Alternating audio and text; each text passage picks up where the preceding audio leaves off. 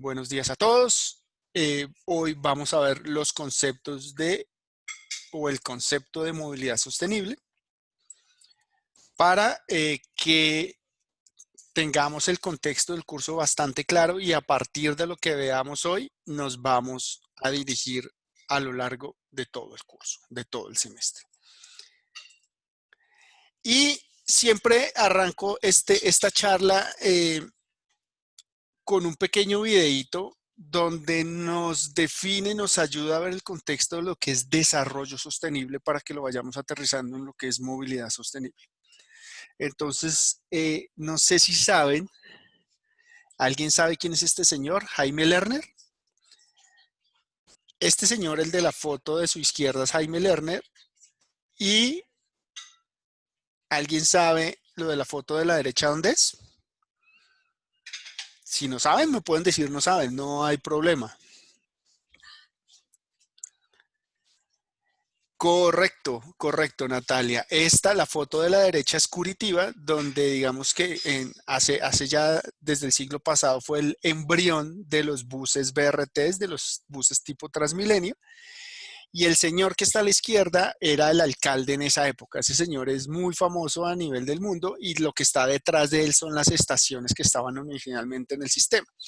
Este señor Jaime Lerner da muchas conferencias ahora alrededor del mundo y diseñó este videíto que les quiero mostrar. Está orientado principalmente a niños, pero me parece que es una buena introducción para el curso en cuanto a sostenibilidad. Entonces, el video dura 3 minutitos, se los voy a poner y vamos charlando a partir de esto entre todos. Esto no me deja hacer clic. Un segundo.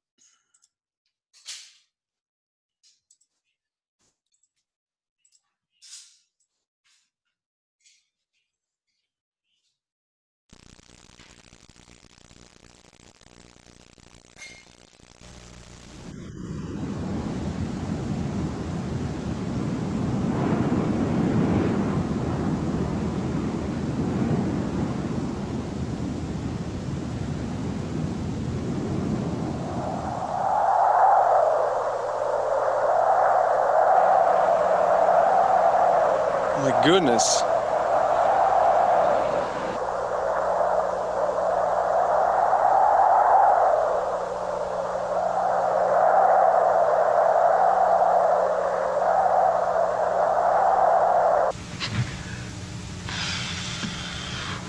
It was just a nightmare.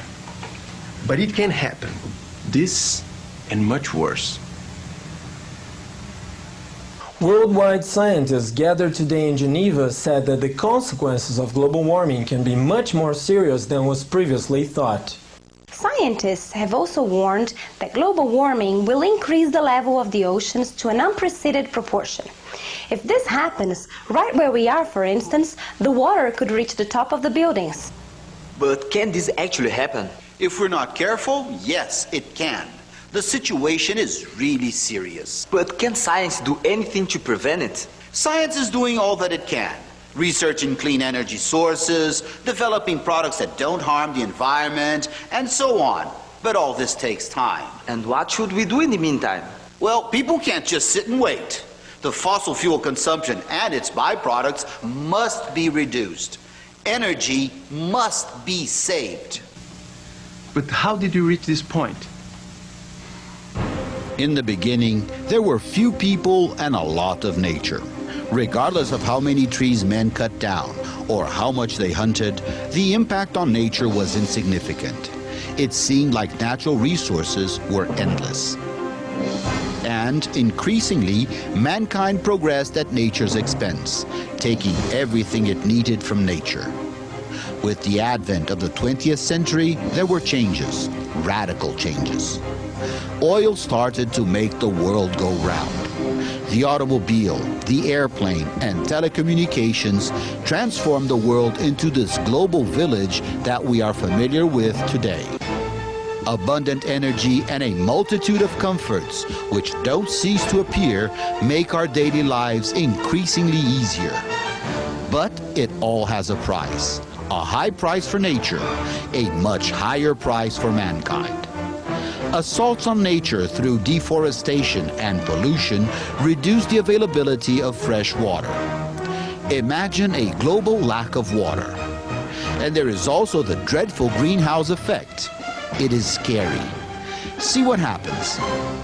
The fossil fuels burnt by the automobiles, by industries and power plants are transformed into carbon dioxide. The increase in CO2 concentration affects the temperature of the planet, for it prevents the heat from being released back into space, causing the temperature to rise. It works like a greenhouse, in which the glass allows the light to enter, but traps the heat inside.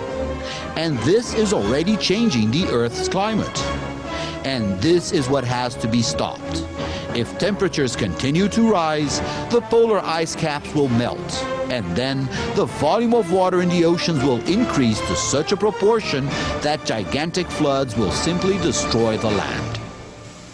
But what can we do until the scientists come up with the new solutions? There is much that can be done by each of us. First, use your car less. Use public transportation more.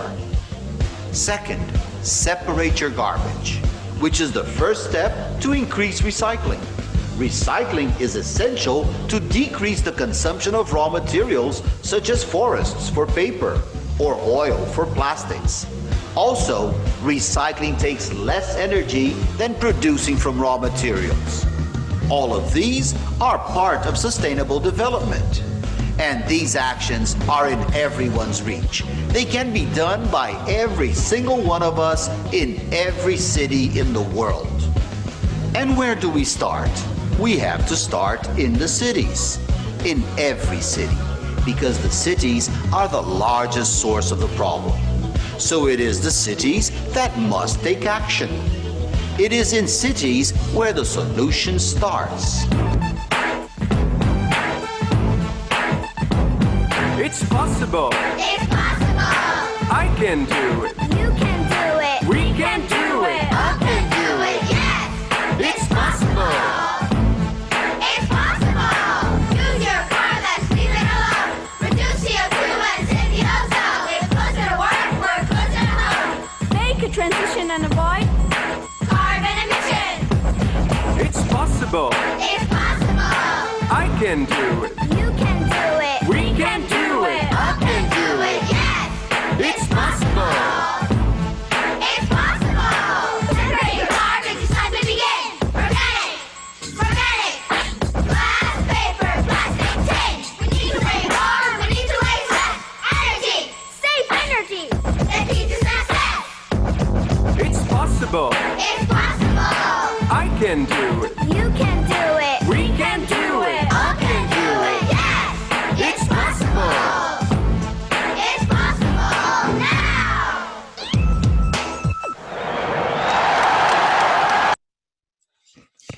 Bueno, ¿qué les pareció el video, muchachos? ¿Quedó claro más o menos lo que es desarrollo sostenible? Es algo muy general. Y en ese orden de ideas, entonces, ayúdeme, porfa, ¿cómo podríamos definir qué es desarrollo sostenible? Por favor, alguien que participe.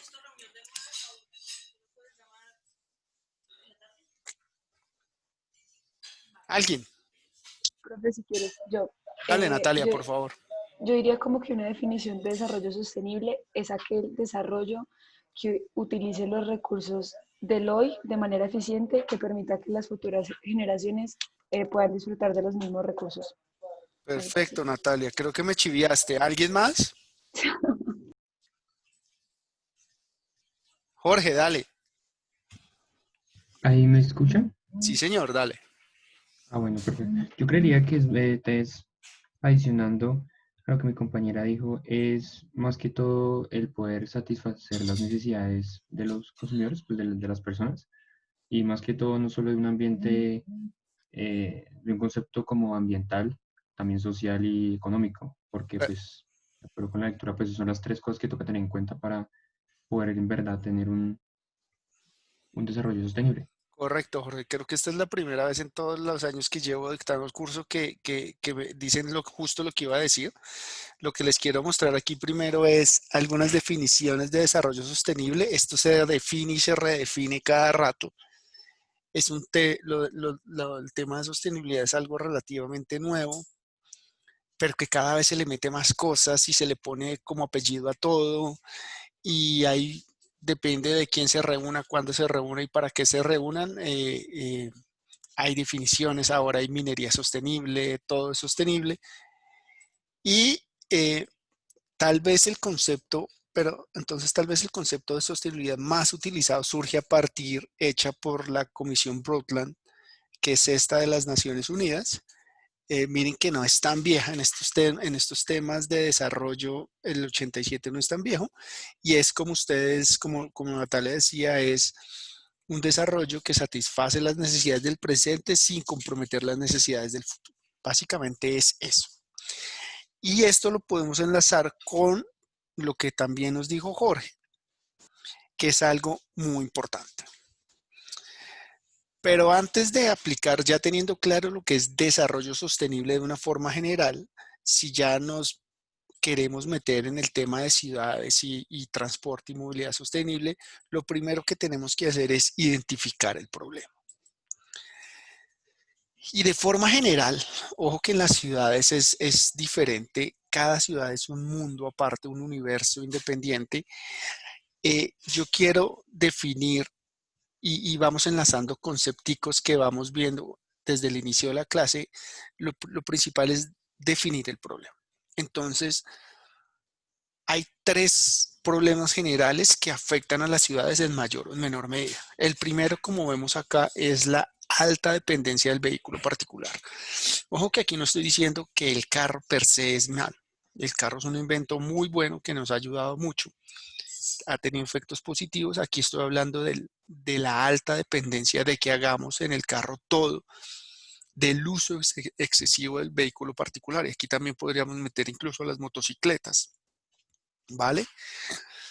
Hay unos problemas claramente identificados con el alto uso del vehículo particular y eso ha llevado a las ciudades a hacer cosas como estas. De acuerdo, que ya no es una ciudad para las personas. Estas son autopistas elevadas en Ciudad de México y han tenido no han estado exentas de polémica. Vean cómo queda una ciudad así. De nuevo, pregúntense, como veíamos en clases pasadas, a quién le gusta, quién estaría a gusto viviendo por acá. Pero bueno, eso es otro tema. El segundo problema, la dispersión de actividades. Acuérdense, como vimos la clase pasada, si yo hago grandes infraestructuras para la movilidad particular que ocupan mucho suelo, ese suelo cada vez se vuelve menos deseado donde están esas infraestructuras y voy a tener que consumir más y más suelo. Esa dispersión de actividades, que se refiere básicamente a que la ciudad se va agrandando y agrandando y agrandando con desarrollos en baja densidad, por ejemplo, hace que sea necesario hacer viajes más largos, hace que sea necesario construir más infraestructura. Eso implica unos costos ambientales, sociales y económicos mucho más altos. ¿Ok? Y tendríamos ciudades tipo esto. Esto es esta foto de abajo a la izquierda es en Arizona, en Phoenix, donde está claramente, por ejemplo, una reserva india y un típico suburbio gringo en Phoenix, Arizona. Entonces, este tipo de desarrollos, acuérdense lo que hablamos en la clase pasada, ¿qué pasa si yo estoy aquí y se me acaba el pan? Pues no tengo de otra sino irme al mall o a cualquier otro lado en carro a hacer mis compras, por poner un ejemplo sencillo. Y tenemos el tercer problema general, que son los impactos sobre el medio ambiente de todas estas 2 problemas adicionales. Entonces tenemos un mayor consumo de suelo, una mayor contaminación de los suelos. Ese suelo puede ser ambientalmente sensible. Hay una mayor contaminación del aire, efectos en el clima y en general un aumento en los consumos de los recursos naturales que son muy difíciles de volver a reponer. Y tenemos pues algunos ejemplos, impactos, calidad del agua también, las basuras, los residuos sólidos.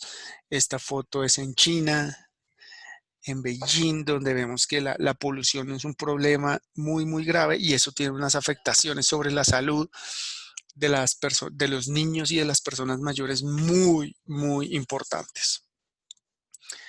Y entonces, teniendo, digamos, definido este problema, ¿vale? Con estos tres elementos, nos viene la solución. Entonces, a partir de estos tres elementos, obvio que la movilidad sostenible es una necesidad, pero no es la panacea para todo. Este tema de ciudades es bastante complejo y involucra bastantes elementos, pero en este curso solo nos vamos a centrar en la movilidad sostenible. Entonces, esos tres principales problemas causados por el transporte, que en general, como vimos, están asociados a la congestión, contaminación, consumo de energía, muertos en la vía, ruido, necesidad de espacio, tienen unas consecuencias bastante importantes sobre nuestra calidad de vida. Las infraestructuras de transporte y los flujos motorizados también tienen la necesidad de grandes espacios, como vimos esas autopistas, para que puedan funcionar bien. Entonces eso causa algo que se conoce como los efectos barrera, que es eso, es decir, parto la ciudad en 2 o 3 o n partes de acuerdo a la autopista, de acuerdo al tipo de infraestructura. Háganse, por poner un ejemplo que no es tan grave, pero sí es importante, imagínense cruzar la autopista norte. Esa autopista está creando un efecto barrera y es muy complejo ir de un lado al otro de la autopista, porque si voy a pie, tengo que irme por los puentes peatonales. Si voy en carro, tengo que dar un montón de vueltas y eso entonces es lo que se conoce como efectos barrera. ¿Vale? Entonces, surge a partir de todo esto que les he dicho, la movilidad sostenible como una necesidad, pero también hay 1000 cosas de movilidad sostenible. A todo se le ha puesto movilidad sostenible.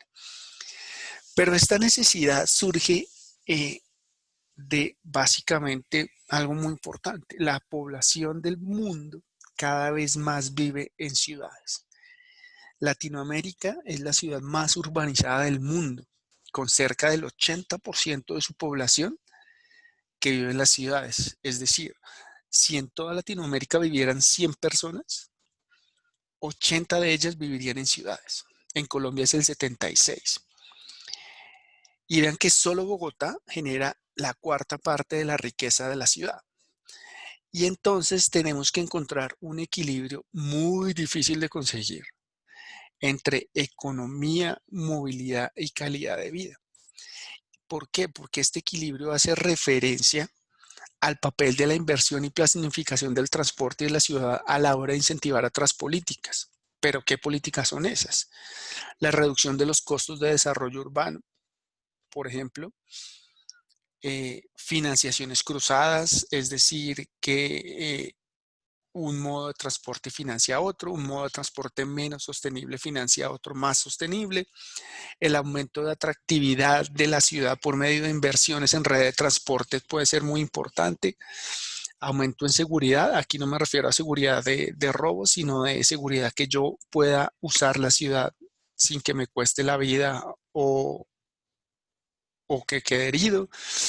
Y en general la promoción de ese desarrollo consiste en que las inversiones de transporte puedan ser catalizadores para desarrollar sectores próximos a dichas infraestructuras de alta calidad.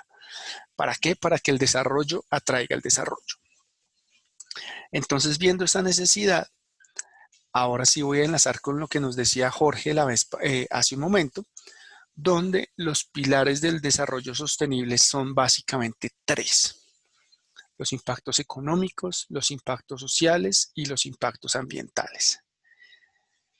Dentro de cada uno de estos pilares hay muchas cosas. Yo aquí puse algunos ejemplos. ¿De acuerdo? Pero le podemos meter muchas cosas. Incluso aquí hay definiciones que le meten la ecología, la salud, pero al final cada uno de esos temas los podremos resumir fácilmente en estas tres cosas. Entonces, con estos tres pilares se espera que la ciudad tenga en cuenta, o cualquier ciudad tenga en cuenta, en la misma proporción, es decir, le dé la misma importancia a cada uno de los tres pilares. Tradicionalmente nosotros siempre le hemos dado mucho más importancia al aspecto económico. Entonces ustedes ven que, o seguramente han oído que hay cosas, un proyecto se decide por el costo-beneficio, es decir, que los beneficios sean mayores que los costos, pero en los costos siempre generalmente se meten lo que cuesta hacerlo, pero como hemos visto, hay unos costos o unos efectos secundarios que pueden ser también muy costosos y eso tradicionalmente no se tiene en cuenta. Entonces, el objetivo de la movilidad sostenible es garantizar que las decisiones en cuestiones ambientales, sociales y económicas tengan en cuenta que afectan la actividad de transporte. Al tomar una decisión relacionada con el transporte, se deben considerar estos tres elementos con el fin de facilitar una evaluación global de los impactos. Las consecuencias del uso de los sistemas de transporte, como vimos la clase pasada, tiene cosas buenas, tiene cosas malas y deben tenerse en cuenta ambos elementos para evaluar la sostenibilidad de algo. Y esos aspectos puede ser, como vimos, congestión, consumo de combustible, emisiones, etc. Si tienen alguna pregunta, porfa, me cuentan. Y entonces, partiendo de todo este cuento que ya les he echado, podemos empezar a definir el transporte sostenible o la movilidad sostenible de esta manera. Este concepto que está acá en esta diapositiva se traduce en una serie de principios básicos que pueden determinar la sostenibilidad de un modelo de movilidad concreto. Y es que sea eficiente, que sea seguro, que sea equitativo, que proporcione bienestar, que mejore la competitividad y la salud de las personas. Siempre debe estar orientado a las personas. Y entonces, teniendo en cuenta estos principios que les acabo de nombrar, todas las personas, independientemente de su condición de edad, de género, de posición socioeconómica, tendrían derecho a desplazarse de forma segura y en un entorno urbano tranquilo. Y entonces, ojo que con esta definición, la finalidad del espacio público de las calles deja de ser únicamente construir una red de vías rápidas para mover mucha gente muy rápido, sino que cambiaría a convertirse en un espacio compartido de convivencia saludable. Entonces, estos son los principios que les decía y aquí podemos ver algunos ejemplos. Y, por ejemplo, si nos vamos a la fotico de acá arriba, eficiencia y productividad, la movilidad sostenible es más equitativa. ¿Por qué? Porque debería garantizar el acceso universal de todos los ciudadanos a todos los lugares y oportunidades que la ciudad ofrezca en transporte público o en medios no motorizados. Y además debería intentar evitar la exclusión laboral referida, y esto está más que todo orientado a países en desarrollo donde se hacen muchos análisis de equidad debido a si la gente tiene pase o no tiene pase, tiene carro o no tiene carro. Entonces, la movilidad sostenible debería intentar evitar la exclusión laboral relacionada con la falta de, con la falta de vehículo privado. En nuestros casos es más asociado con la falta de cobertura de transporte público, incluso con que la tarifa de ese transporte público es muy caro respecto a lo que las personas ganan para poder usarlo. Entonces, la movilidad sostenible también es más eficiente porque fomenta que los modos de transporte funcionen con combustibles limpios o con energías no renovables, y lo que nos lleva a consumir menos energía por persona. También puede ser más segura porque protege a los a los segmentos más vulnerables, como los peatones y los ciclistas. También podemos ver a las personas con movilidad reducida o con limitaciones cognitivas y reducir el riesgo de que me pase algo por estar en la vía. También la seguridad es importante y de nuevo en nuestro contexto que podamos usar la calle o un modo de transporte público sin poner en peligro nuestra integridad física por atracos, robos y cosas de ese estilo. La movilidad sostenible también es más saludable porque debería reducir las emisiones de contaminantes y de gases de efectos invernaderos.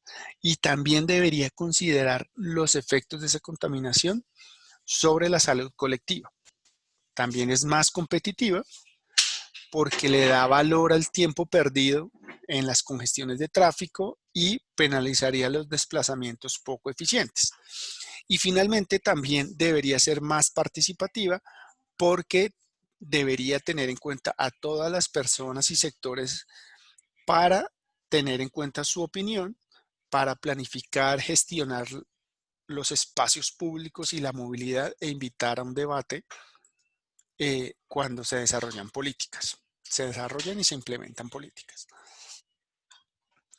Y todo esto de alguna manera se ve reflejado en los objetivos de desarrollo sostenible. No sé si hayan oído hablar de los objetivos de desarrollo sostenible, estos 17 objetivos que abarcan, es la nueva agenda de las Naciones Unidas, donde vemos que cada uno de estos 17 objetivos está apuntando a algo, pero lo más importante es que todos estos objetivos están relacionados entre sí. Aquí uno que es específico es el objetivo número 11, habla de ciudades y comunidades sostenibles, pero aquí hay una interrelación con los demás objetivos súper importantes como salud y bienestar, el objetivo número 3, igualdad de género. En nuestro contexto, las mujeres usando el transporte y usando los espacios están en una desigualdad frente a los hombres importante. Vemos el objetivo 7, que también es energía asequible y no contaminante. El objetivo número 12, producción y consumo responsable. El 15 y el 13. Entonces hay una interrelación acá compleja entre estos objetivos, pero se los nombro para que lo tengan en cuenta, que muchas de las políticas van a estar orientadas hasta esto, y aunque no lo crean, Colombia tuvo un papel muy importante a nivel mundial para definir e impulsar estos objetivos en el mundo. Entonces, viendo qué es sostenible, qué eficiencia, qué salud, qué equidad, más todos estos objetivos del desarrollo sostenible, siempre llegamos a esto cuando nos toca tomar decisiones. Sí, y véanlo como ahorita con la pandemia, ¿no? Entonces, ¿qué hago? Cuarentena, pero entonces pues estoy en contra de la economía, y si abro la economía, entonces estoy disparando los contactos. Entonces, esto es súper complejo porque a veces todos estos objetivos, si yo intento favorecer uno, parece que estuviera yendo en detrimento del otro. Y esto de nuevo tiene que ver con lo que les decía hace un momento, de ese equilibrio tan complejo de llegar. ¿Qué podemos hacer en este caso cuando a priori parece que cada objetivo va en contra de otros? Ustedes ayúdenme, por favor, ¿qué harían ustedes?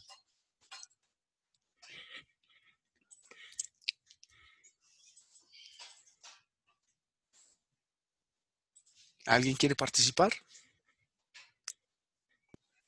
Yo siento que pues en un documento un día leí que en sí los objetivos tienen cierta relación entre ellos, pero hay objetivos que o sea, son como parte de la base.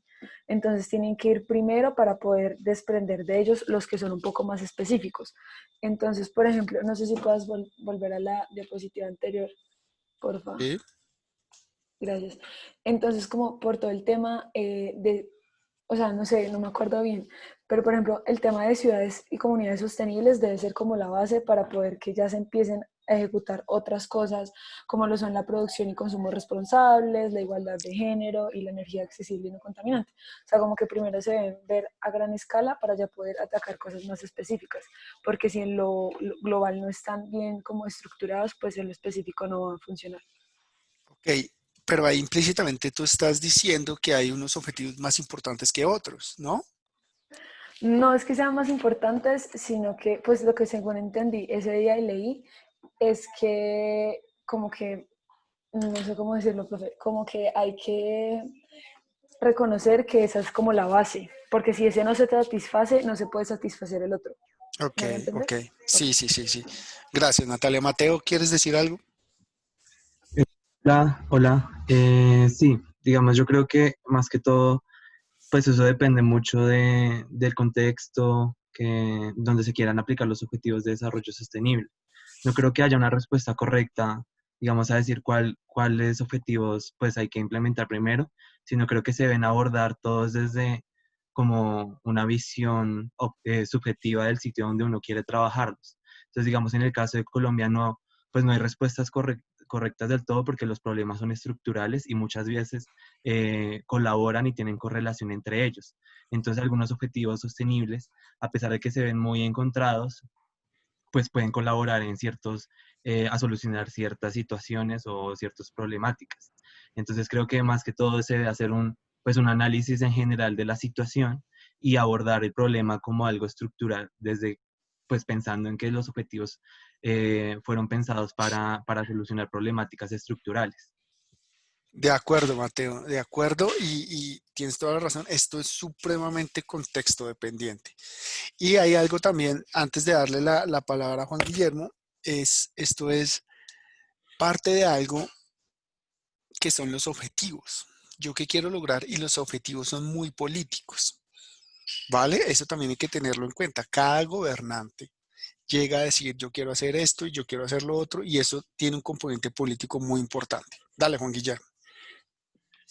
Hola, pues por ejemplo, pues, y lo leímos en la lectura pasada, por ejemplo, no sé, que un gobierno diga, bueno, quiero proteger a los desfavorecidos de esta zona, entonces sus planes de gobierno consisten en fortalecer la economía, reducir la congestión y mejorar el medio ambiente, pero lo que se puede generar como efecto sea un problema social, ya que estas zonas terminan valorizándose mucho más, el precio de la vivienda termina valorizándose mucho más por estas ayudas y estas mejoras y puede ocasionar que personas que vivían en esta zona tengan que emigrar por razones económicas a otras. Entonces siempre es la complejidad de que cuando se busca mejorar el sistema de transporte en una zona, mejorar sus condiciones, puede generar también una problemática social para las personas que ya vivían ahí o aumentar los precios de ingreso.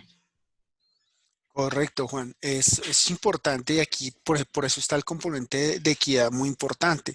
Como tú decías, puede que haber esos migrantes internos por razones económicas que se llama, el término españolizado es gentrificación, viene de gentrification, pero también puede haber muchos ganadores, entonces es bastante complejo. Gracias. Andrés Felipe, dale. Yo considero, pues, además como también analizando todo lo que acaban de decir, que algo también fundamental en esta parte, o al menos para intentar iniciar cualquier objetivo, hace referencia con cambiar hasta cierto punto la forma de pensar de los individuos, de la sociedad en general. Eso, Porque no se puede esperar, digamos, que el gobierno, una medida, una política o una construcción solucione los problemas a ese nivel. Tiene que empezar por la gente, desde su propia casa, desde su propio pensamiento, identificando los problemas y viendo que hay que arreglarlos, solucionarlos. de acuerdo, Andrés, todo lo que acabas de decir es importante y esas definiciones son, partiendo de ahí, ahí pueden empezarse a desprender un montón de decisiones y de cosas que pueden llegar a ser polémicas en su momento. Y también hay que pensar en algo de dejar a un lado las propuestas tipo candidato y es, yo quiero la paz mundial, yo quiero mejorar el medio ambiente. Cuando ya nos sentamos a ver cómo hacemos eso, ahí es donde surgen las limitaciones, ¿no? Porque ¿quién no quiere la paz en Colombia? Pero el problema es cómo lo logramos, ¿vale?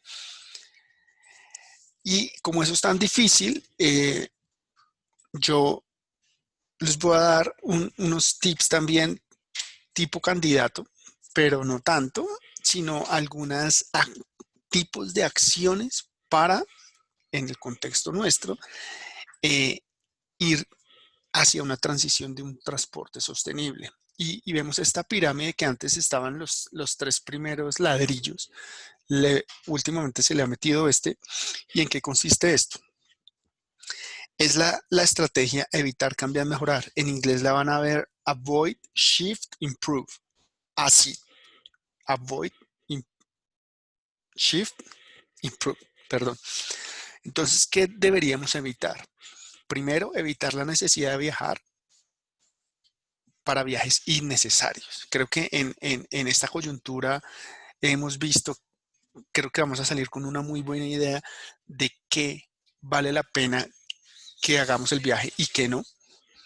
La otra es reducir la longitud de los viajes. ¿Por qué? Porque entre más largo el viaje, más eficiente se volvería el vehículo particular para hacerlo. Entonces, ¿eso qué quiere decir? Construir una ciudad que nos, en la medida de lo posible, nos dé soluciones para todas nuestras necesidades relativamente cerca. Vamos con cambiar. ¿Qué es cambiar?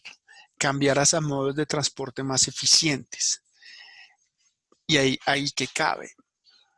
Que nos bajemos del carro, usemos la bici o caminemos, pero depende mucho del paso anterior. Y va a haber siempre personas que nunca se van a subir a una bici, que nunca se van a subir al transporte público. Pero eso no importa, siempre la idea no es hacer medidas prohibicionistas, sino que generemos los incentivos para que la gente vea las ventajas de esos cambios y tome sus decisiones en consonancia. En tercer lugar tenemos improve, mejorar, y es mejorar toda, por ejemplo, la calidad de los combustibles, las fuentes de energía, la eficiencia de las máquinas, de los motores, ¿para qué? Para mejorar la productividad de las ciudades y que tengamos, por ejemplo, reducción de emisiones, reducción de muertos en la vía, todo este tema. Y esta puntica que se le ha agregado últimamente es un transporte inclusivo, que lo que les decía hace un momento, independientemente si yo tenga plata o no, si vivo en el centro, si vivo en los cerros, si vivo en la porra, si tengo limitaciones físicas o cognitivas, pueda moverme por la ciudad de una forma segura.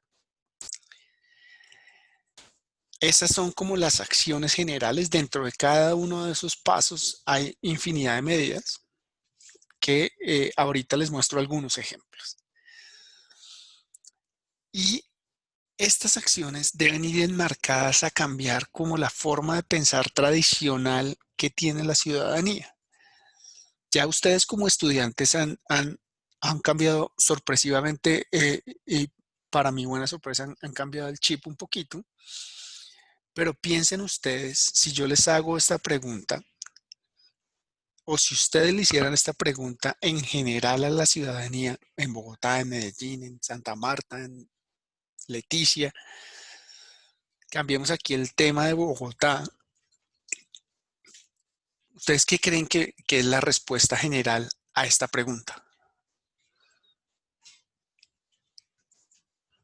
¿Qué creen? Aquí ya estamos especulando, pero ¿ustedes qué creerían que es la respuesta general a esta pregunta?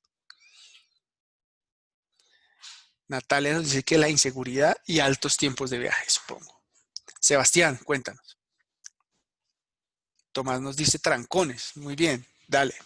Yo diría que el principal problema de la movilidad es que la ciudad ha venido creciendo a un ritmo mayor al cual la ciudad tiene como capacidad para abastecer, porque tengo entendido que en un principio el Transmilenio sí se consideraba un servicio bueno porque estaba adaptado bajo la capacidad actual, pero pienso que la ciudad creció a un ritmo mayor. Ok, bien, gracias Sebastián, para que tengas una idea, según los planes, Transmilenio se abrieron en el diciembre del 99. O sea que incluso Transmilenio es mayor que muchos de ustedes. Y al día de hoy deberíamos tener 380 kilómetros de troncales y solo hay 112. Pero eso es otro rollo. Mateo, cuéntanos. Hola, yo creería que es como una falta de planeación y de un pensamiento conjunto por parte de los políticos de turno, porque creo que hay un problema sistemático en Bogotá y en muchas otras ciudades, y es que llega un político al cargo y reforma toda la planeación de movilidad que tenía la ciudad, cambia el modelo y pues se reconfigura de nuevo desde el principio todo. Entonces Bogotá, pues complementando lo que decía mi compañero anteriormente, Sebastián, Bogotá sí. ha crecido pues a un nivel exorbitante, pues debido a causas pues diversas, como no sé, el desplazamiento forzado, pues el crecimiento de las ciudades como centro pues económico y todo esto. Pero sí siento que es una falta de planeación y por tanto una falta de diversificación de los medios de transporte, que se traduce en ineficiencia. Ok, Mateo, muchas gracias. Yo agregaría que los políticos no solo en el problema de la movilidad, sino de todo. Pero bueno, eso es otra discusión. Pero tienes razón. Eso de estar cambiando cada 4 años es totalmente insostenible. Sí, claro, pero, Sí. pero en temas de transporte De sí. acuerdo, de acuerdo. Aquí otros compañeros nos dicen, Camilo nos dice que es, supongo que poca infraestructura, Tomás nos dice que muchos trancones, Paula González dice espacio geográfico, no sé exactamente a qué te refieres, Paula. Gabriela dice poca capacidad en el transporte público, Lorenzo nos dice que mejor transporte público, más eficiente y mayor cobertura. Bien, pero estamos hablando de los problemas. Usar el carro para trayectos cortas, distribución poco efectiva. Laura, no sé a qué te refieres. Juan nos dice que cuando se construye infraestructura se piensa en los problemas de ahora y no en los de mañana. Puedes tener razón. Natalia nos dice que podríamos incluir el tema que cada vez hay más personas desplazándote a las ciudades, supongo que a los municipios vecinos, eso también es importante. El modelo de ciudad centralizada también es importante. Y aquí yo les voy a poner una respuesta, aunque ya tiene unos años, pero creo que todavía refleja mucho lo que piensa la gente en general, y esto es encuestas de Bogotá, ¿cómo vamos? No sé si han oído este tema de ciudades, ¿cómo vamos? Pues Bogotá, ¿cómo vamos? Hace una encuesta cada año, lo que pasa es que ya no preguntan así, entonces por eso no he encontrado cosas similares, pero vean lo que le responden los bogotanos en general, que cómo arreglarían la movilidad de su ciudad. Y de nuevo tenemos arreglar las vías y después está primero infraestructura y después transporte público. Algo importante, y creo voy a pasar, bueno, y el tercer punto es todo este tema de cultura ciudadana. Esto es interesante porque, para que tengan una idea, el metro ha creado mucha expectativa.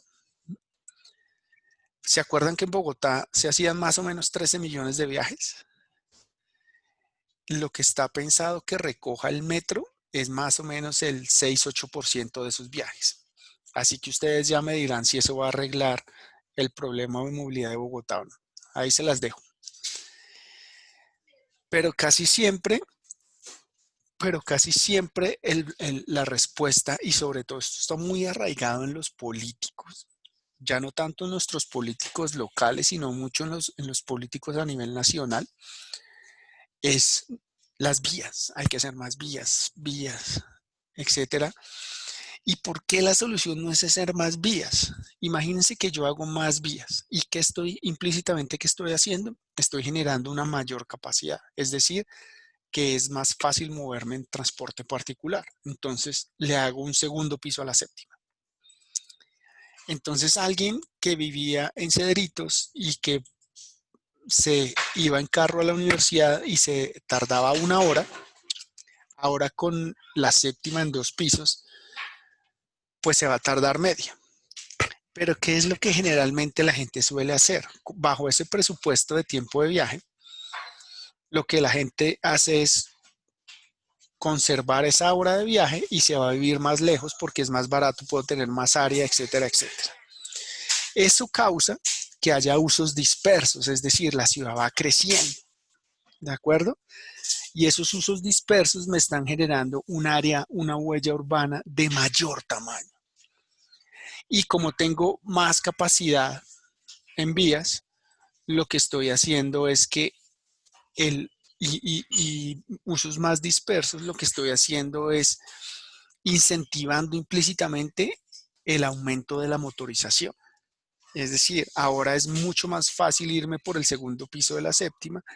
Entonces, la gente ve que es más fácil irme en carro. Entonces yo, como cuando yo salí de la universidad, que yo no soy tan viejo, que muchos de mis compañeros, bueno, incluidos yo también, lo primero que se iban a hacer con el sueldo era comprarse un carro. Con el primer sueldo a comprarse un carro. Estoy seguro que si les pregunto a ustedes, eso ya cambió radicalmente. Y ese aumento de motorización, con la forma en que siempre se planificó el tráfico, acuérdense que yo decía, acuérdense, no, porque esto no se los he dicho, el tema de prever para proveer, entonces yo veía cómo el tráfico va aumentando y yo hacía unas regresiones simples y entonces si ha crecido el 3% los últimos 3 años, pues va a crecer el 6% los siguientes 3 y así esa predicción del tráfico seguía bajo esta visión, pues lo que me va a decir, para poder mantener mi estatus quo, pues lo que yo necesito es seguir haciendo más vías. Y esto es lo que se conoce como el círculo vicioso del transporte. Es decir, yo hago más vías, la gente compra más carros, se va a ir más lejos y al final voy en una espiral de degradación que ya muchas ciudades se dieron cuenta y la están parando. Y esto es para que sea un símil, no sé si lo han oído.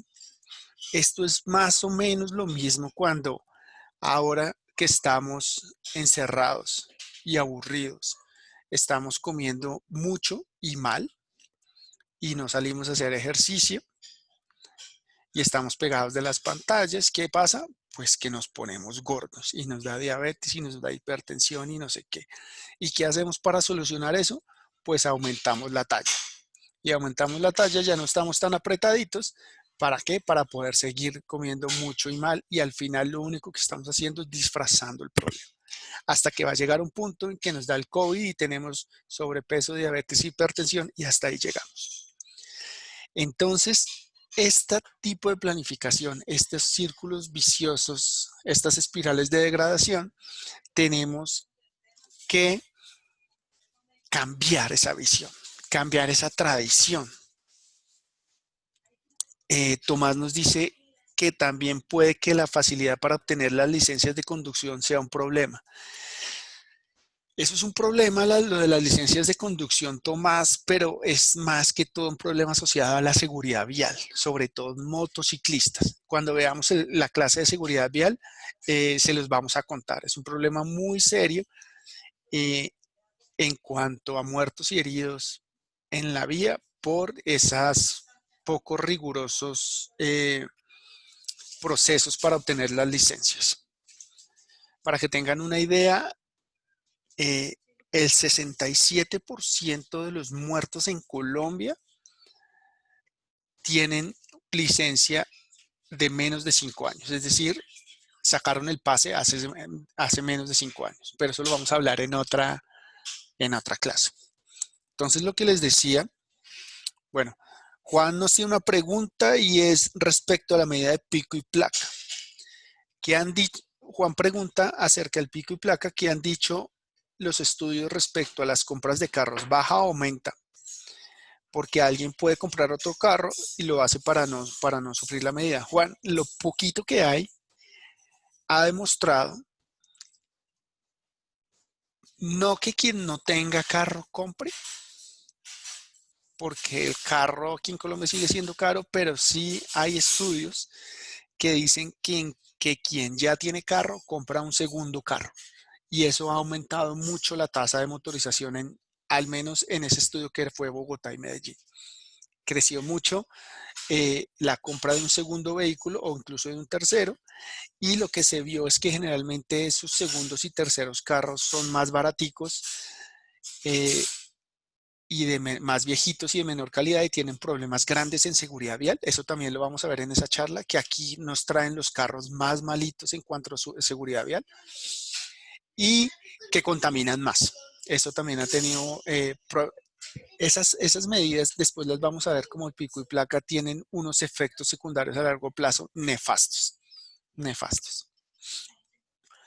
Volviendo a la charla, muchachos, entonces tenemos que insistir en cambiar la tradición, que queremos mover carros, queremos mover cosas o motos. Cuando aquí generalmente yo hablo de carros, pongámosle en nuestras ciudades también motos, a mover personas. A mover personas. Esto es lo más importante. Tenemos que pensar en las necesidades de las personas y no de los vehículos, porque un vehículo tiene muchas necesidades. Necesito espacio, necesito un combustible, necesito parqueadero, y eso cuesta mucho. Eso vale mucha plata. Y aquí les pongo, aquí les pongo un ejemplo, y creo que, no sé si lo alcanzaron a ver cuando, para el Día Sin Carro en Bogotá, que Claudia López hizo algo similar en la troncal de la 26, pero solo vean estos numeritos verdes de acá abajo. Es la cantidad de vehículos que se necesitan para mover a 200 personas. Entonces vemos, por el promedio de ocupación de un vehículo particular, necesitamos 175 carros o 2 buses o un tranvía o 200 bicis. Entonces, para que veamos en cuanto a consumo de espacio, el efecto que el transporte individual tiene sobre la movilidad de nuestra ciudad. Y aquí les dejo este link para que lo vean si quieren después. Y este ejemplo, esto fue algo muy bonito, esto fue en Viena, donde salieron los carros en un día particular para demostrar efectivamente una persona cuánto espacio está ocupando. Entonces aquí se hace más evidente, y todos estos ejercicios pedagógicos es para evidenciar, para hacer caer en cuenta a nosotros que ya lo tenemos tan metido en la cabeza que ni siquiera nos planteamos a pensar un segundo que yo tengo carro y tengo derecho a usar el carro cuando quiera y parquear donde quiera y ir a la velocidad que yo quiera, para empezar a ver cómo es esa distribución y esos usos ineficientes. Y aquí ya empezamos con los ejemplos. Para quien no crean, esto era Seúl. Seúl, y hace, no sé, en los años 60, 50 del siglo pasado. Seúl era incluso un poco más pobre que Colombia. Esto era Seúl, la capital. Yo no he ido a Seúl, pero ya no se parece nada a esto. Y empezaron a relacionar el desarrollo con las infraestructuras de transporte particular. Entonces, vean, se empezó a construir esto. Vean que ya incluso taparon el río. 2 pisos a la autopista, y esta foto es vieja, de los 70s, hasta llegar a esto. Entonces, ¿para qué? Porque el desarrollo estaba totalmente relacionado con usar el vehículo, ir en vehículo, y eso era el desarrollo de las ciudades. Lo que les decía, esto cuesta mucho dinero, y todo esto de perder ese espacio, de perder ese cuerpo de agua, estas zonas, la contaminación, el uso ineficiente del espacio, esas sombras debajo de la autopista, la ciudad se dio cuenta que para allá no iba bien, y vea lo que hicieron. La tumbaron ese segundo piso, abrieron de nuevo, sacaron el río, y vean cómo quedó esa zona de la ciudad hoy. Absolutamente diferente. Entonces, vean, no sé si no se ve muy bien, pero ¿quién camina aquí? Y vean cómo la diferencia entre el uso del espacio y antes y después. Y entonces quiero que pensemos esto en nuestro contexto. Natalia nos dice que algo como hicieron en Medellín con la autopista del Río. Algo parecido, Natalia. O sea, aquí es mucho más radical, porque lo que tú dices, en muchos casos la autopista se mantuvo, pero aquí la quitaron. Si ves, aquí solo dejaron 2 carriles de ida y 2 carriles de venida cuando tenían todo esto. Yo creo que es algo más radical. Vamos a ver qué pasa cuando Bogotá vuelva a la normalidad. ¿Qué va a pasar, por ejemplo, en la séptima con esa redistribución del espacio? Puede ser interesante estudiar ese fenómeno. Y eso es lo que vamos a hacer en el proyecto final. Y entonces, imagínense, ya estamos hablando de ciudad. Ahora quiero que cambiemos el chip un poquito y pensemos, ¿yo qué estoy haciendo? Y pongámonos en el contexto de la universidad. Sebastián, ¿quieres decir algo? Que tienes la mano arriba. Ay, no, profe, no la había bajado, Ok, qué pena. vale. Imagínense qué pasa si todos fuéramos, bueno, aquí tengo viniéramos, ya es fuéramos, ¿qué pasa si todos fuéramos a la universidad en carro? ¿Ustedes conocieron el SD, no sé, hace 2 o 3 años? Que del piso 1 al 6º eran parqueaderos. Pues eso no, en su momento no fue porque la universidad quisiera hacer parqueaderos, sino porque era una norma que exigía la ciudad para las nuevas construcciones. Es decir, si yo iba a hacer tantos metros cuadrados de un uso en particular, debería cumplir con unos requisitos mínimos de parqueadero. Y entonces, para el área que iba a construir la universidad en esos nuevos edificios, la regulación distrital le exigía que debería tener mínimo tantos parqueaderos. Entonces, miren que desde la concepción de las normas y las leyes, eso ha venido cambiando. Ya con el nuevo POT, que no fue nuevo y que está todavía en revisión, eso ya cambió. Y incluso hoy a todos los edificios, dependiendo del estrato, les exigen una cantidad mínima de parqueaderos, que no tiene mucho sentido, ¿no? Y entonces imagínense que todos nosotros, la universidad tiene más o menos unos 15,000 estudiantes. Solo estudiantes, sin contar profesores administrativos, etc. Imagínense que todos fuéramos en carro a la universidad. Bueno, antes yo siempre que llegaba, gente haciendo fila para entrar al SD, la gente llega antes del pico y placa, trae la almohada, se viene en pijamado y se queda durmiendo en el parqueadero o en la fila. Yo no sé, entre gustos no hay disgustos, pero para mí eso no tendría mucho sentido, pero yo sé que hay gente que aquí vemos esos trade-off. Yo prefiero levantarme muy temprano y coger mi carro en vez de usar el transporte público. Esas son las cosas que tendríamos que averiguar por qué pasan y qué podríamos hacer para que no pasen. Y entonces, si le damos prioridad a este tipo de transporte, ¿qué hacemos? ¿Convertimos la universidad en un parqueadero? Imagínense cómo sería llegar a la universidad. Entonces ahí vemos que desde nuestra actitud particular, de nuestro punto de vista, nosotros podríamos hacer algo. No sé si ustedes, bueno, para los que están en primer semestre no, pero ya lo sabrán, han visto el sistema de préstamos de bici que está enfrente del SD. ¿Alguien ha usado estas bicis de préstamo?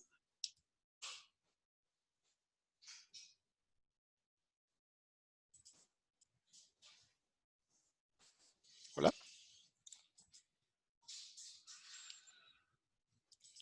Si alguien la ha usado, cuéntenos qué tal les ha parecido. Pues yo una vez traté, pero siento que fue muy complicado, como que me pedían un montón de vainas y devolverla en unos horarios muy específicos, entonces como que terminó no sirviéndome, pero Eso, traté. al principio no era tan, en eso tienes razón. Bueno, Sebastián no sabía. Vean que las bicis que están enfrente del SD son bicis que cualquier estudiante o cualquier miembro de la comunidad las puede usar y devolverlas al otro día. Hay que llenar una serie de requisitos que no sé por qué estamos en Colombia, cada día son más difíciles de cumplir. Y eso es lo que hace complicado siempre todos nuestros sistemas. El sistema está, pero usarlo y controlarlo es súper complejo. Juan, Pablo, ¿algún comentario? Pues en mi caso, pues, primero que todo son el frente del ML debajo y también hay otras que están en el aulas, En el pero el AU, pero aulas específico. es solo para Sí, profesores. exacto, y administrativos. Y esas son especiales porque tienen pues, baterías eléctricas. Correcto. El punto es que los formularios que toca llenar y pues toda esa cuestión burocrática es más que todo pues como por si te la llegan a robar o por si llega a haber algún inconveniente. Y eso es algo que tuvo que hacer la universidad, o bueno, tuvo que hacer pues, la compañía para poder tener una restitución de esas bicicletas en caso tal de robos o de pérdidas, que era algo Correcto. que no se tenía contemplado antes. Correcto. Y para mí me parece que es algo muy chévere, muy útil a la hora de transportarse. El único problema que sí veo es encontrar rutas, ya que, digamos, si uno ya tiene una ruta habitual, no hay problema, pero si va a cambiar el lugar de destino, encontrar una manera de llegar sin tener que transitar tanto por carril compartido con vehículos es bastante complejo. Sí, tienes razón y gracias. Mira, de pronto ahora con el bicicarril de la séptima puede ser diferente y igual la universidad que lo vamos a ver la clase siguiente tiene un grupo que se llama Los Andes en Bici, donde desde diferentes puntos y a diferentes horas salen grupos para precisamente guiar a los nuevos en estas nuevas experiencias. Pero lo contamos en detalle en la clase que viene el otro lunes. Entonces, lo que les quería decir aquí es que tenemos alternativas, la estación de Transmilenio, que sí es súper compleja. Esto a las 4 o 5 de la tarde es horrible. El parqueadero del SD que cada vez se amplía más en bicis, que funciona muy bien. Los carriles bus que a pesar de nuevo de su falta de control, porque ya todo el mundo lo usa, se para, etcétera, sí ha mejorado un poco la velocidad a quienes van en transporte público por la séptima. Entonces hay muchas cosas que podemos hacer. Obviamente no todo es perfecto. No todo es perfecto. Siguen existiendo muchos problemas en nuestra ciudad y particularmente siguen existiendo muchos problemas en, en el transporte público. En el transporte público, en el transporte en bici, con todos los robos, los atracos, en el carro, con los trancones, pero bueno, al menos yo voy en mi carro, pero esto, por ejemplo, esto es lo que pone la gente ya no me acuerdo la estación, es casi llegando al portal de Suba, y es complejo. La gente que vive en Suba es mucha, solo hay una troncal, las frecuencias, el sistema está operando a tope, entonces es complicado. Lo que yo quisiera ver es, que no tengo el dato, es cómo era antes. Claro que en estos 20 años ha crecido mucho, pero, pero sí, la vida es muy corta para vivir en Suba y seguramente la vida es muy corta para vivir en Soacha y seguramente la vida es muy corta para vivir en Bosa. Y eso es lo que tendríamos que apuntar a mejorar. Y también ha habido un cambio de paradigma en cuanto al uso del carro. Aquí les muestro algunos ejemplos. Vean, esto es Gran Bretaña, arriba a la izquierda, Suecia, arriba a la derecha, Estados Unidos, abajo a la derecha, y Canadá, abajo a la derecha. ¿Qué estamos viendo acá? Estamos viendo grupos de edad. La barra roja es la barra más nueva, más actual, donde mostramos la proporción de personas de acuerdo a la edad que sacan pase. Entonces, lo que nos está mostrando esta gráfica es que últimamente aquí estamos hablando de 2008 versus los 90, hay menos jóvenes con licencia de conducción. Y eso es lo que yo les digo, que eso es lo que ha cambiado bastante. Juan Guillermo nos dice que Wheels, carro compartido en la universidad, sí ha generado un impacto positivo. Juan Guillermo, ¿nos puedes contar a qué te refieres con impacto positivo? Pues que, por ejemplo, yo conozco muchísimos amigos que no, pues en vez de irse solos a la universidad, pues prefieren irse con otros amigos, entonces los amigos no sacan sus carros. Entonces sí, en cierta manera, pues Y no pagan el así, parqueadero entre todos, ¿no? y disminuye el número de carros que entran a la universidad. Sí, tienes razón, pero Andrés Felipe también tiene razón que lo que ha hecho Wheels es que ahora vaya más gente a la universidad en carro. Y entonces cada día hay más carros. Entonces, vean, creo que este es un buen ejemplo que ilustra perfecto lo que les quiero contar. Una buena medida como Wheels, que está incentivando a que la gente comparta su carro, es decir, que llene el carro y no sea yo solo en mi carro el que vaya y venga, sino que lleve el cupo completo. Le estoy bajando el costo de usar el carro y estoy perdiendo gente que viene en otros modos, que usualmente venía en otros modos, y estoy incentivando a que venga más gente en carro a la universidad. Entonces, vean, de nuevo repito, una buena idea, cómo puede tener impactos a medida que pasa el tiempo no tan interesantes. Entonces, eso es lo complicado de conseguir. Y entonces tenemos en ese orden de ideas como estaba Wheels, aquí tenemos medidas complementarias como por ejemplo parqueo en vía, que no sé si han visto el periódico que Bogotá va a empezar ya unos pilotos de parqueo en vía, creo que de la 100 hacia el sur. Con esa plata, la idea de ese plata es mejorar los otros modos de transporte. Tenemos aquí los cobros por congestión, que en Bogotá se han caído como 3 o 4 veces, las medidas de Park and Ride, que es un Park and Ride donde hay parqueaderos a las afueras de las ciudades para quien viva fuera de la ciudad, llegue al borde, deje su carro y se vaya en transporte público. Y al final todas esas medidas lo que nos están haciendo es tratar de hacer una mejor mezcla de modos para mejorar la movilidad en las ciudades. Y aquí les pongo otro ejemplo muy interesante que es de la Unión Europea, que es Do the Right Mix. Un videito también muy cortito de 2 minutos. A ver ustedes qué opinan.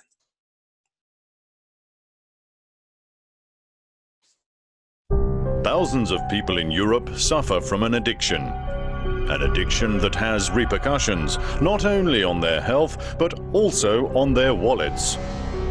An addiction that defies reason and seems to be difficult to beat. They cannot do without their cars, even for extremely short journeys. And yet, we do not have to give up our cars completely. We just need to get out of the habit of using them automatically. The idea is that by getting the right mix between driving, public transport, cycling, and walking, we will notice the benefits very quickly. For example, by walking an average of half an hour per day, we prolong our life expectancy by between 2 and 9 years, strengthen 200 muscles, and burn 3 kilograms of fat per year. It's therefore good for the heart and lungs, as well as being good for our physical appearance. By getting the right mix, you can easily save 1 full tank of fuel every month, which is not peanuts. You could spend the money you save on something more enjoyable. By doing the right mix, we also make savings for our cities.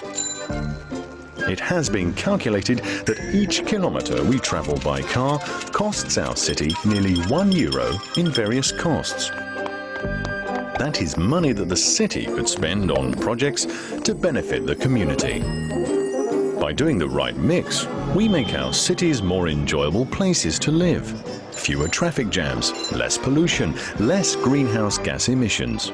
For example, a bus journey uses 20 times less urban space than the same journey by car. And if we make a 3-kilometre journey on foot or by bicycle instead of by car, each of us reduces his CO2 output by 1 kilogram. So, do you need any more reasons to kick the addiction? You'll feel better, and the planet will too. Let's do the right mix. Bueno, ¿cómo vieron la cosa? Voy a avanzar para que Sebastián no alcance a terminar con lo que hablamos al inicio de la clase. Y entonces esto nos pone en bandeja de entrada la siguiente diapositiva y es el transporte público. El transporte público al principio de la pandemia estuvo muy denostado y temido, no sé, tanto que se restringió mucho su capacidad, como vieron, al 35%, y eso trajo unas consecuencias muy malas para los principales usuarios, que es la gente de menores recursos. Para que tengan una idea, el 86% de los usuarios de transporte público en Bogotá viven en estratos 1, 2 y 3. El 86. Pero entonces, antes de llegar allá, ¿qué es el transporte público para ustedes? ¿Cómo podríamos definir?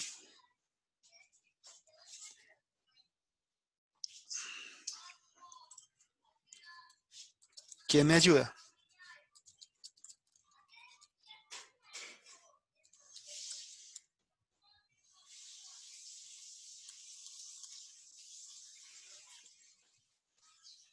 ¿Cómo podríamos definir? Vean que esto es algo que lo vemos tanto, lo tenemos tan metido en la cabeza que ¿qué definición se nos ocurre de transporte público?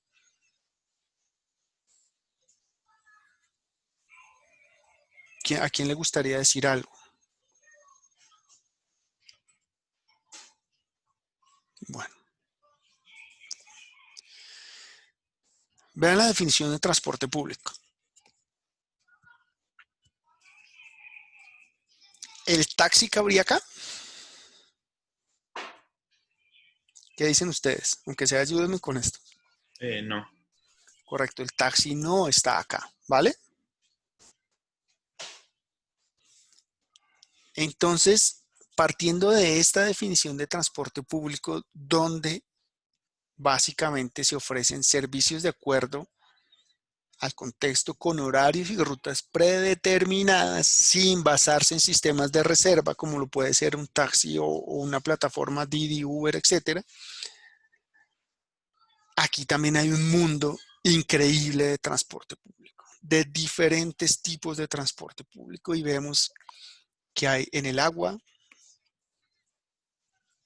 en la tierra casi todos, pero con una inmensa variedad y con unas condiciones de operación y de capacidad de contextos súper diferentes. Y un buen sistema de transporte público debería tener estas características. Pensaban que en mejorar la movilidad en general, consumir menos combustible, bajarle los costos a la sociedad, mejorar la seguridad vial, disminuir la congestión, mejorar el acceso. Esto son las cosas buenas que tiene un transporte público, pero también tiene muchas desventajas. Esas rutas fijas y esos horarios no son muy cómodos, que digamos. Hay mucha gente que no le pueden servir. Hay mucha gente que le importa esto, la intimidad, que la seguridad, la comodidad. Esto es importantísimo también en nuestro contexto, el acoso a las mujeres, la seguridad frente a la delincuencia. Entonces, como vimos, tiene cosas buenas y cosas malas. Tiene cosas buenas. Aquí vemos una foto. Esta foto hay muchas en muchos contextos. Aquí tenemos unas cosas muy importantes. La eficiencia energética es infinitamente mejor que en el transporte particular. Y ustedes se van a decir, ¿por qué si un bus consume mucho más combustible que un automóvil? Sí, pero un bus lleva 200 personas y un automóvil lleva una. Entonces, por persona es muchísimo más eficiente un bus o un tren o lo que sea. Lo que vimos acá, el suelo, el consumo de espacio. Aquí tenemos una foto, unos datos, donde vemos el reparto modal en algunas ciudades en Europa y en Latinoamérica. Vean que en Europa mucha gente usa el carro en sus viajes. Vean, por poner un ejemplo, en Roma más del 60% usa el automóvil. Y en Latinoamérica, la mayor parte de las personas usan el transporte público. Esto no significa que en Latinoamérica tengamos una movilidad más sostenible, sino que en Latinoamérica la mayor parte de la población es cautiva del transporte público y aquí tendríamos que entrar a ver cómo funciona ese transporte público, qué tipos de vehículos son, qué servicios están prestando, cuánto cuesta, etc. Entonces lo que les quiero mostrar con esta diapositiva es que en principio vemos que el mayor uso de transporte público está en Sudamérica versus Europa, pero ojo, tenemos que entrar a desagregar esos datos para poder llegar a conclusiones acertadas. Hay muchas medidas, voy a pasar por esto un poco rápido. Están los carriles bus, que ya los conocemos nosotros. Esto existe para quienes hayan estado en Europa. Existen hace muchísimos años del carril bus. En algunas ciudades hay carril bus, carril taxi. En algunas ciudades hay carril bus, carril bici, donde se compara, por ejemplo, en Londres los ciclistas pueden usar el carril bus, que hay muchísimos carril bus. Y el éxito está mucho en cómo se respetan, cómo se controla. Aquí tenemos en París también, vean, este es Londres, este es París, donde el carril bus y la bici comparten espacios. Esto tiene un componente muy fuerte de educación y de control de velocidad. De educación por tanto de los ciclistas como de los conductores de bus. Aquí les dejo algunos datos en Londres y París. Hay otras medidas para darle la prioridad al transporte público en Europa. Desde hace 30, 40 años, los buses particularmente o los tranvías están enlazados con el sistema de control semafórico, donde a medida que un vehículo de estos va pasando, se le va dando prioridad en las intersecciones para que no tengan que hacer esperas innecesarias en los semáforos en rojo. Obviamente esto de nuevo depende mucho del contexto, porque imagínense si pasa un bus cada 30 segundos y le estoy dando prioridad al bus, pues nunca voy a darle prioridad al otro lado. Entonces hay que tener en cuenta mucho el contexto. Esto es lo que les decía, control en tiempo real. No solamente desde los centros de control, yo controlo cómo está operando el transporte público para tener en cuenta posibles contingencias. Esto también es muy importante para ofrecerle información en tiempo real a los usuarios. Es para que yo con mi teléfono pueda saber a qué horas llega el bus, cuánto me va a demorar, etc. Eso es súper clave de cara a mejorar el servicio. Aquí tenemos algunos ejemplos de centros de control. Esto es en Brasil. Vean que aquí cada cajita es un bus y yo sé de dónde va. Yo sé a qué horas llegó versus lo programado. ¿Por qué? Porque yo todos los días programo mis frecuencias de buses y por cuestiones de operación hay una diferencia entre lo que yo programo y lo que está pasando. Entonces aquí yo empiezo a ver lo planeado versus lo real y puedo llegar a tomar decisiones en tiempo real en la calle. Tenemos promoción, todos conocemos estos logos, aunque no lo crean.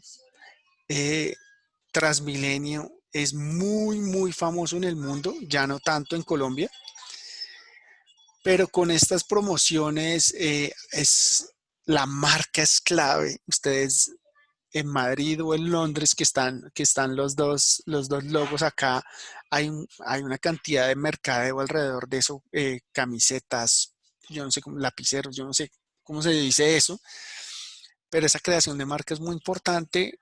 Desafortunadamente Transmilenio tuvo una muy buena imagen de marca, ya no tanto, y tenemos que recuperar eso. Y hay unas campañas muy chéveres. Ya les muestro esta, que es muy chévere, para que le echen una mirada. La campaña es Epic Bus. Esto es en Dinamarca.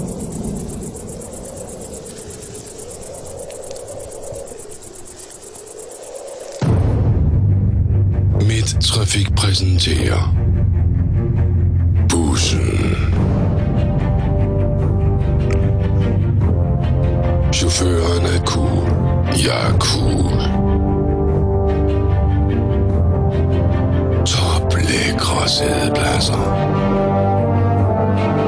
Gigantiske panoramavinduer med imponerende udsigt. Designer ringeklokker med cool funktioner. Gratis håndtag. Den er stor og lang.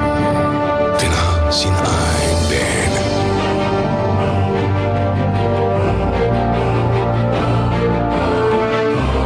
Ja, den er street.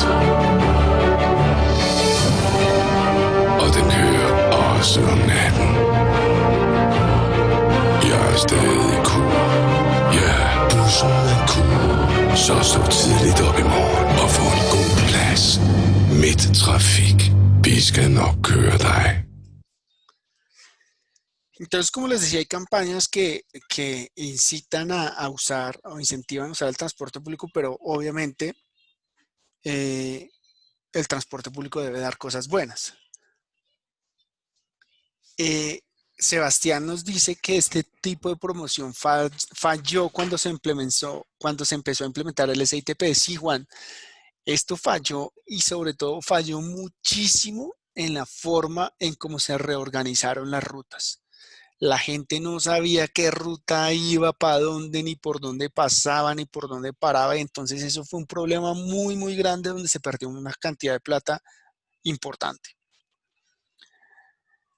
¿Qué más debería tener un sistema de transporte público? La seguridad física en las estaciones, en los vehículos. Antes, por cuestiones de ley, no entiendo por qué no estaba permitido tener cámaras dentro de los vehículos. Ahora los nuevos buses de Transmilenio sí tienen cámaras dentro.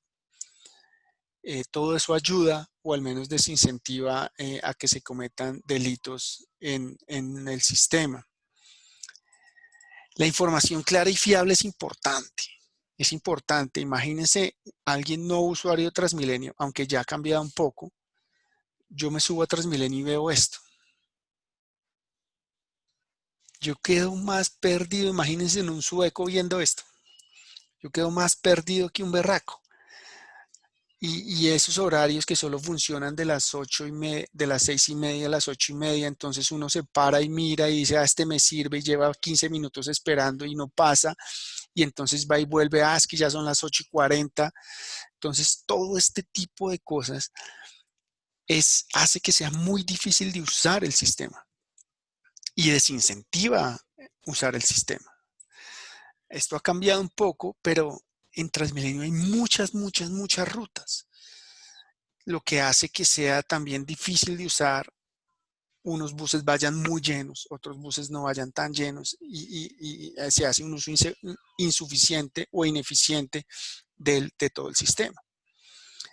Entonces deberíamos tener información clara y fiable. Sí, Camilo nos dice que ya hay aplicaciones, de acuerdo a aplicaciones, y hay varias. Ahorita justo las vamos a ver. Pero igual para una persona mayor que no tenga la aplicación, para un turista que no tenga la aplicación es difícil. Seguro que la app es mucho mejor que ese mapa. Ese mapa es ininteligible. Entonces, para una parte del servicio, de la calidad de servicio, tiene que ver con presentar información clara y fiable. Que si el bus dice que va a pasar a las I5, pase a las I5 y no a las I45.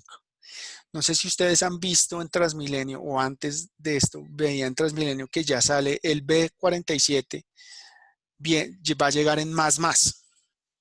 ¿Se acuerdan? O el H, no sé qué, va a llegar en más. ¿Se han visto en las pantallitas? Pues ese más lo pusieron porque hace unos años decía el B47 va a llegar en 20 minutos y todo el mundo decía, ¿cómo así que en 20 minutos? Y entonces se bajaban a la calle y bloqueaban el sistema.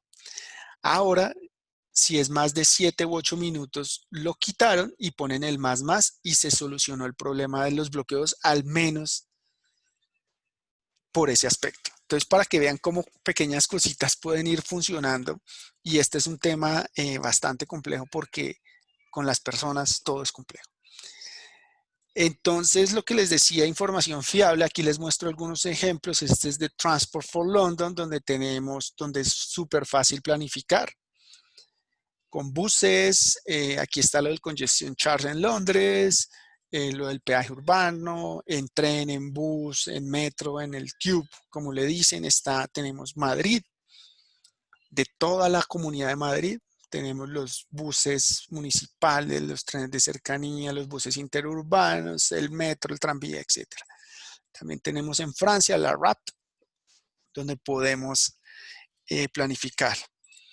Nosotros tenemos varias. Está Google Transit, Move It, está esta nueva TransmiApp, que creo que esta es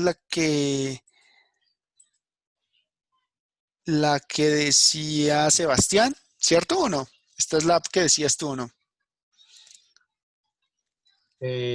Pues me refería más que todo a Movit, Ok. pero es que se llama Transmilenio y es ITP. Correcto, es que ya hay una de Transmilenio. Yo no la vi, no la he probado, bueno, y ahora pues no tiene mucho sentido. A ver qué tal funciona, toca probarla. Entonces, el sistema de transporte también debe estar integrado, no solamente entre los servicios, sino con el entorno. Paradas de bus así son difíciles, ¿no? Entonces hay que organizarlas mejor, la integración con la bici. Transmilenio tiene el Portal de las Américas, tiene un parqueadero de más de 2.500 cupos para bicis. Aquí en Las Aguas, no sé si alguien haya usado dejar la bici ahí y subirse al Transmilenio.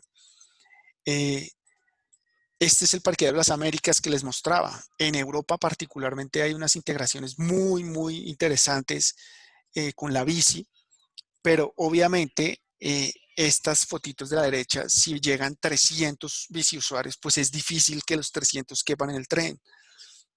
Entonces, todo con su contexto de nuevo. En Holanda, en Alemania, esto es en Alemania, donde yo meto la bici en este cajón y me lo manda por allá abajo y me entrega un ticket y después yo, cuando vuelva a recoger la bici, meto el ticket y me saca la bici de por allá abajo. Esto se ve mucho en Europa, pero se ve algo también en Estados Unidos, pero de nuevo tenemos el problema de capacidad y de tiempos. Imagínense yo me bajo de la bici, subo la bici en el bus y toda la gente que está en el bus le está diciendo, pero apúrese, no sé qué, bla, bla, bla, que voy para... Entonces, todas esas cosas dependen mucho del contexto, ¿vale? La integración, vean, entre modos, tren, bus, cómo llevar las bicis en el tren. Este tren es en Dinamarca con servicio de Wi-Fi para llevar las bicis. Tenemos las bicis públicas, que en Bogotá tampoco hemos podido. Es un sistema bastante caro. Y ahora con todos estos temas de las dockless, quién sabe si Bogotá haga esto de las bicis públicas con puestos fijos, de anclajes fijos. Tenemos nuevas tecnologías también. Estos bucecitos sin conductor ya funcionan. Esto es en Holanda para ir al aeropuerto de, ya no me acuerdo dónde. Creo que lo retiraron hace poco para renovarlo, pero este bus sin conductor ya funciona hace varios años. El taxi sin conductor, ya hay un piloto hace un par de años en Singapur. Juan nos dice lo de Green como que falló. No necesariamente, Juan. Lo que pasa con esas compañías de patinetas es lo siguiente. Esas compañías ahora se conocen como startups. Y lo que pasa es que tenían fondos de riesgo que les metieron muchísima plata. A Lime, a Muvo, a Green, esos fondos de inversiones. En una ronda, por ejemplo, Green hace un año y pico recogió $300 millones. Entonces, ¿qué hizo con esos $300 millones? Compró patinetas y regó patinetas en toda Sudamérica. Lo que pasa es que ahora, sin contar la coyuntura, los fondos de inversión empezaron a pedir retornos a la inversión. Entonces, ¿qué les tocó hacer? Como estaban en plena expansión, pues empezaron a echar gente a recortar servicios. Ese es el fallo. Falló más que todo por el negocio financiero. Pero de eso vamos a ver un tema de micromovilidad, una clase de micromovilidad que es esto justo de Green, ya no me acuerdo cuánto, pero está programada en el curso. Tenemos tecnologías antiguas donde la gente se inventa cómo podemos usar las vías abandonadas de tren para poder moverse. Tenemos estas cosas que ya son casi como turísticas, ya no funcionan como un servicio público regular. Esto es en Rotterdam, el Amphibus. Tenemos los, yo no sé cómo llaman, monorrieles. Esto es en Wuppertal, en Alemania. Vean que mueve poquito, esto es poquita gente. Vean que son 80.000 pasajeros al día. Según el último dato que tengo en la cabeza, la séptima mueve 12.500 pasajeros hora. Para que vean las diferencias en los órdenes de magnitud. Y ya para cerrar, tenemos la bici, cómo superar las pendientes, aunque en Bogotá es relativamente plana. Esto existe en Noruega, algo muy chévere para subir, para no hacer esfuerzo, para subir el Alpe de Huesta. Correcto, Sebastián, Wuppertal es pequeño, por eso de nuevo el contexto es súper importante. Pero venga, les muestro este videito para cerrar.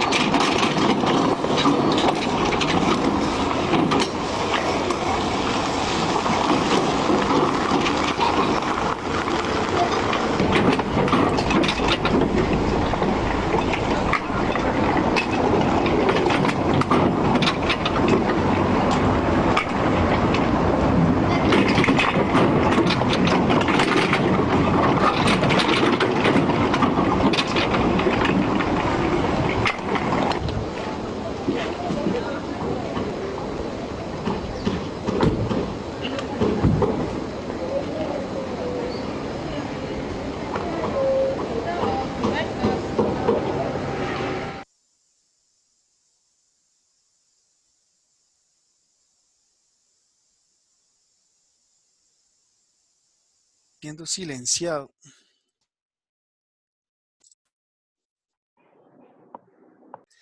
Entonces, muchachos, aquí tenemos el ascensor ciclista. Imagínense de nuevo si tuviéramos 50 ciclistas intentando subir, pues sería poco eficiente. Pero son ideas que les doy que existen en muchas partes del mundo para que lo tengamos en cuenta.